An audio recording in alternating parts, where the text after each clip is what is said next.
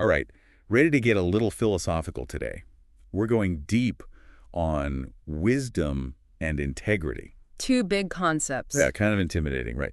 But we're going to break them down, see how they relate to aging, what they really mean over a lifetime. And for this, we've got some amazing guides. Eric and Joan Erikson. You know, the folks who pretty much wrote the book on human development. Several books, actually. But today we're focusing on the life cycle completed. Right, where things get really interesting. They even talk about a possible ninth stage of life. Ninth stage, hold on. I get childhood, adulthood, all that, but 9. Yeah, the Eriksons were way ahead of their time. They saw people living longer and having these experiences that didn't fit the usual 8 stages. Makes sense. So Joan Erikson added this 9th stage, especially for those late 80s, 90s folks. Exactly. But before we go 9th stage, let's back up. What did they even say about wisdom and integrity? Because wasn't it Shakespeare who called old age, like second childishness, total oblivion? Yeah, Shakespeare was pretty gloomy about aging. Not exactly a pep talk, huh? But the Eriksons, they flipped the script. No more stereotypes of grumpy old folks, frail grandmas. They wanted to go deeper. So they went full-on etymology. Yeah. Dictionary deep. Totally. Dug into the roots of the words. Wisdom, for example, they trace back to the Sanskrit Veda, meaning to see, to know. So not just how much you know, but how you see things. Exactly, like that aha moment, suddenly understanding something differently. Oh, I see. Wait, does even our slang show this old idea of wisdom as seeing? You got it. It's connecting the dots, making sense of things based on what you've lived and learned. That's cool. And integrity always seems stiff to me, like some moral rule book. Interesting. The Eriksons linked integrity to tact, being engaged with the world, other people. So not being isolated off on your own. Right. It's about interacting, creating, responding to what's real. Okay, that's way more active, more interesting than just being good. It's how you show up, even as you age, face new limits. Which brings this right to our lives, doesn't it? Mm. How we want to age, what kind of wisdom and integrity we build. Exactly. It's not adding years to life, but life to years, you know? I'm liking where this is going. And that's where this 9th stage comes in. It's not just extended old age, it's a whole new phase. Okay, color me intrigued. What's this 9th stage actually like, according to them? Well, Joan Erikson noticed something fascinating. People in that 9th stage often re-experience earlier stages, but with a new lens. Re-experience, like going back in time. Kind of. She noticed those old challenges, like wanting independence, fearing shame. They can pop up again late in life. But this time, you've got a lifetime of experience behind you. Exactly. It's hitting rewind, but with a totally different soundtrack. I like that analogy. So not reliving, but re-examining with wiser eyes. You got it. And that can be tough, but also super freeing. Making peace with the past, forgiving yourself, others, understanding who you are, how you got here. So even in the later years, there's still growth, change. Absolutely. And that leads us to another cool concept, gerotranscendence. Whoa, new word alert. Break that down for me. Gerotranscendence is the shift in perspective that can happen as we age. It's caring less about material stuff, and your sense of self, connection to others expands. Like rising above the daily worries that used to take up so much space. Kind of, yeah. And Joan Erikson, she actually tweaked this to transcendence, emphasizing it's active, it's in your body, not just your mind. So not passively accepting decline, but finding new ways to be in the world. Exactly. And here's where her background as a dancer and artist comes in. She used this beautiful image of climbing a mountain in old age. Ooh, I like that. It's tough, sure, but the view from up there, breathtaking. I love that. Aging has its hard parts, but there's also huge potential for growth, perspective, even transcendence. Exactly. And we're just scratching the surface here. There's so much more to unpack about this 9th stage and what it means for how we live. Okay, I'm hooked. Yeah. Tell me more about this 9th stage, what it actually feels like to be living it. You're in for some fascinating insights. Joan Erikson's observations are full of surprises. So transcendence, this whole shift in perspective, embracing life fully, even the tough parts. But it almost sounds too, I don't know, mystical. Like only for super spiritual people. Great question. Joan Erikson was very clear. Transcendence isn't about escaping reality or pretending aging is easy. It's more about how you face those challenges, finding meaning, connection, even as things change. So not ignoring the hard stuff. Nope. She actually talks a lot about acknowledging the tough stuff, being vulnerable, experiencing loss. That's where you find resilience, strength. Okay, I get that. Yeah. But how does transcendence actually look in real life? What are we talking about here? Well, think about how our society values youth, being productive, achieving things. Oh, yeah, guilty as charged. Always chasing that next goal. Right, but transcendence suggests different values. It's Yeah. letting go of that striving, being content in the moment, the simple things, connecting with others. You know, it reminds me of what Joan Erikson wrote about people in nursing homes. Hmm. They need more than just basic care, right? Touch, connection, feeling seen as individuals. Exactly. She saw that even in later life, with frailty, cognitive decline, there's still that human need to interact for love, meaning. And she saw transcendence as possible, even within those limitations. Absolutely.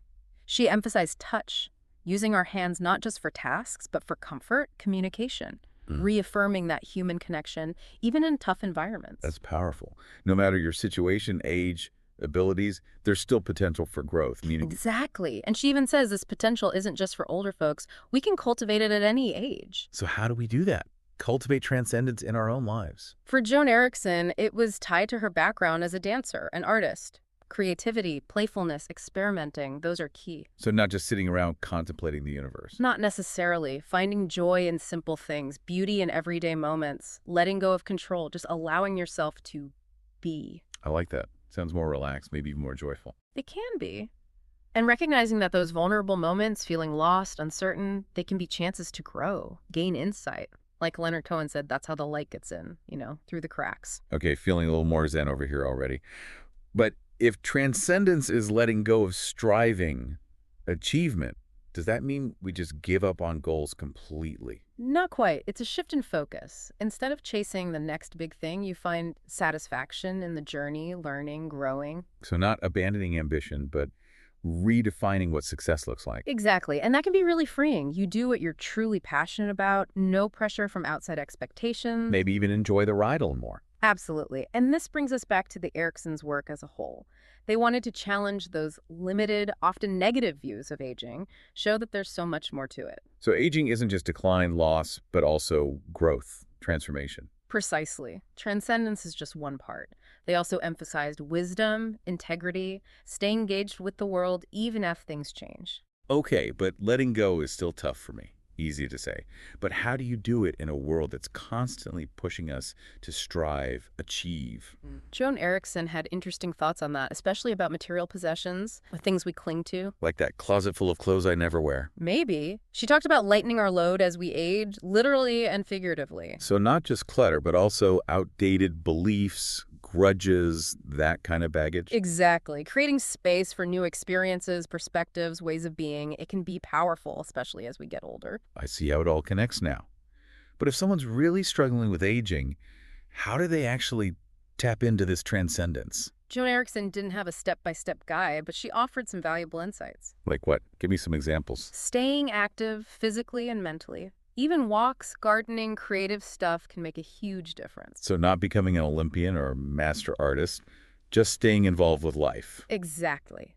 Find what brings you joy, challenges you in a good way, helps you connect with the world. It's like she's saying transcendence isn't something you achieve, but something you build through daily choices, actions. Precisely. And notice those moments of beauty, connection, even amidst difficulty. Okay, getting it. Yeah. But this whole concept, it's pretty complex, nuanced, not something you just sum up easily. You're right. And that's what makes it so interesting. No one size fits all, but a way of approaching life that you adapt to your own needs. So less about a specific answer, more about asking the right questions. Exactly. What truly matters? What brings you joy? How can you keep growing, evolving as you age? This is a conversation we should be having way earlier in life, not just when we're facing old age. I agree. It's about reframing aging itself. Not an endpoint, but a constant process of learning, adapting, finding new meaning. So instead of fearing old age, we see it as a time of potential deeper understanding, even liberation. Exactly. That's a message that's both hopeful and empowering. All right, so transcendence, creativity, staying engaged. But what about those big questions of life and death? Did the Eriksons go there? They did. And that's where Joan Erikson's version of transcendence gets even deeper. It's not just how you relate to the world, but also understanding your own mortality. So not just living well, but preparing for a good death. In a way, yes. She talked about embracing death as natural, a final creation, a return to the source. That's pretty radical considering how much we avoid talking about death. It is. And she knew it's not always easy to face. But she believed that by confronting those fears, we find deeper peace. acceptance. So integrating death into life, not seeing it as separate, scary. Exactly. And she even said this acceptance of death can be a source of strength, wisdom later in life. Okay, now my mind's really spinning. Makes sense, but it's a huge shift in thinking. It is. And she emphasized it's okay to struggle with it. But by confronting those fears, we gain deeper peace and acceptance. It's like we're so busy avoiding thoughts of death, we miss out on truly living right now. Exactly. And she believed that accepting death can actually make you stronger, wiser in those later years. You let go of what's not important and focus on what truly matters. So it's not denying death, but weaving it into our understanding of life. Precisely. And that can be incredibly freeing. You live more authentically, savor each moment, appreciate life's preciousness. What's hitting me is that transcendence isn't some far-off goal, but something you build through daily choices, actions. That's the beauty of it. It's for everyone, no matter your age, background, abilities. It's shifting your perspective, noticing the little things, embracing the whole human experience, finding joy in the journey. You got it.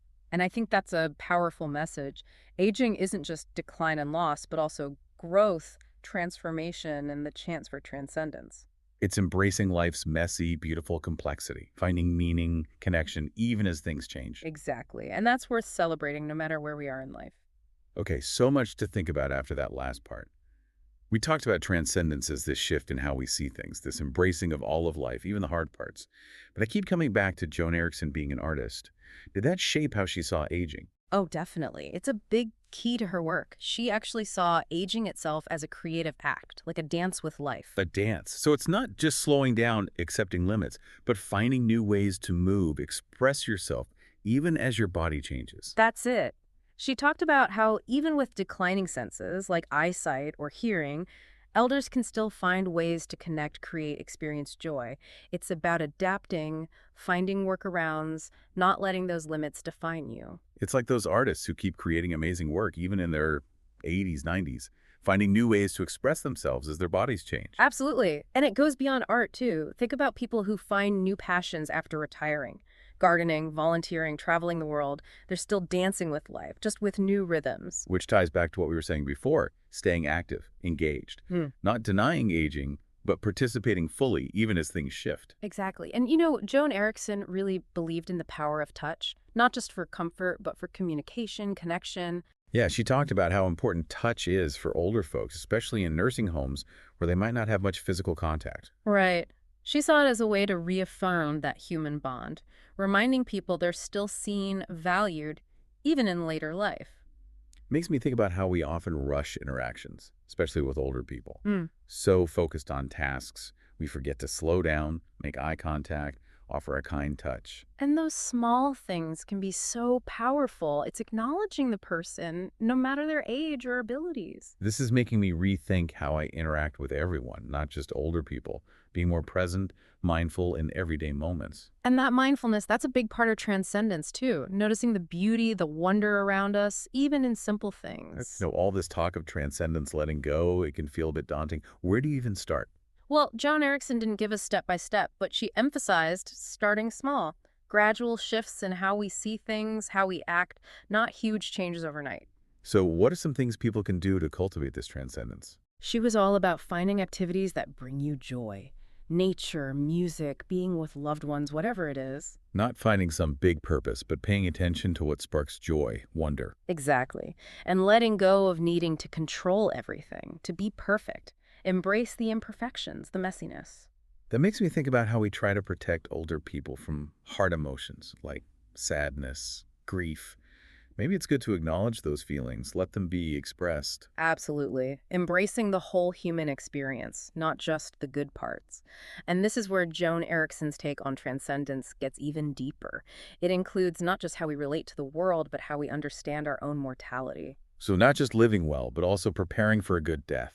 In a way, yeah. She talked about embracing death as natural, a final creation, returning to the source. Okay, now my mind is doing flips. It makes sense, but it's a big shift in how we usually think, right? It is, and she knew it's not easy, but she believed that facing those fears, we find deeper peace, acceptance. Like we're so busy avoiding death, we miss out on really living now. Exactly, and she suggested that accepting death can actually bring strength, wisdom in later life. You let go of what's not important, focus on what truly matters. So not denying death, but making it part of how we understand life. Precisely. And that can be so freeing. You live more authentically, savor each moment, appreciate how precious life is. What's sticking with me is this idea that transcendence isn't some far-off goal, but something we build every day through our choices, actions. That's the beauty of it. It's for everyone, no matter your age, background, abilities. It's shifting how you see things, noticing the little moments, embracing the whole human experience, finding joy in the journey itself. You got it. And that's a powerful message to leave with our listeners. Aging isn't just decline and loss, it's also growth, transformation, and the possibility of transcendence. It's embracing life's messiness, beauty, complexity, finding meaning, connection, even as things keep changing. Exactly. And that's something to celebrate wherever we are in life. Wow, that was a deep dive for sure. Thanks for joining us as we explored the Erikson's work and this idea of transcendence. We hope you'll keep thinking about these ideas and see what resonates with you. And remember, the conversation doesn't end here. Share your thoughts, ask questions, keep exploring what it means to be human.